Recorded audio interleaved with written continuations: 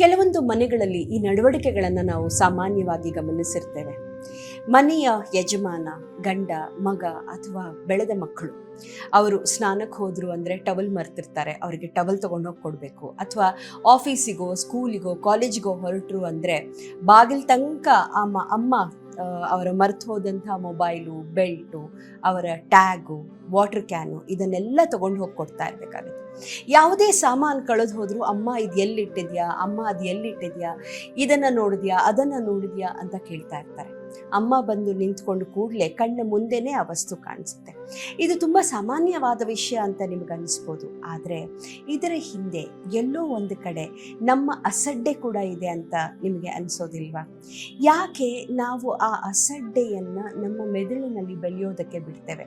ಯಾರೋ ಒಬ್ಬರು ನಮಗಾಗಿ ಸದಾ ಕೆಲಸ ಮಾಡೋದಕ್ಕೆ ನಿಂತಿರ್ತಾರೆ ಅನ್ನೋ ರೀತಿ ಸದಾ ಅವರ ಮೇಲೆ ಅವಲಂಬಿತವಾಗಿ ಚಿಕ್ಕ ಚಿಕ್ಕ ಕೆಲಸಕ್ಕೂ ಕೂಡ ಈ ಕತ್ರಿ ಎಲ್ಲಿ ಹೋಯ್ತು, ನಾನು ಇಂಥ ಸಾಮಾನು ಇಲ್ಲಿಟ್ಟಿದ್ದೆ ಎಲ್ಲಿ ಹೋಯ್ತು ಅಂತ ಒಬ್ಬರನ್ನ ಹೊಣೆ ಮಾಡಿ ಪ್ರತಿಯೊಂದು ಅವರೇ ಮಾಡಬೇಕು ಅಂತ ನಾವು ನಿರೀಕ್ಷೆ ಮಾಡ್ತಿರ್ತೀವಲ್ಲ, ಅಲ್ಲಿ ಅವರ ಒಂದು ದಿನವನ್ನು ಕೂಡ, ಅವರ ದಿನದ ನೆಮ್ಮದಿಯನ್ನು ಕೂಡ ಅಷ್ಟಷ್ಟರ ಮಟ್ಟಿಗೆ ನಾವು ಹಾಳು ಮಾಡ್ತಾ ಇರ್ತೇವೆ.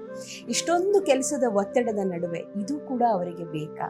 ಯಾಕೆ ನಾವು ಸ್ವಲ್ಪ ಜವಾಬ್ದಾರಿಯಿಂದ ನಮ್ಮ ವಸ್ತುಗಳನ್ನು ನಾವೇ ಜೋಪಾನವಾಗಿ ಜೋಡಿಸ್ಕೋಬಾರ್ದು?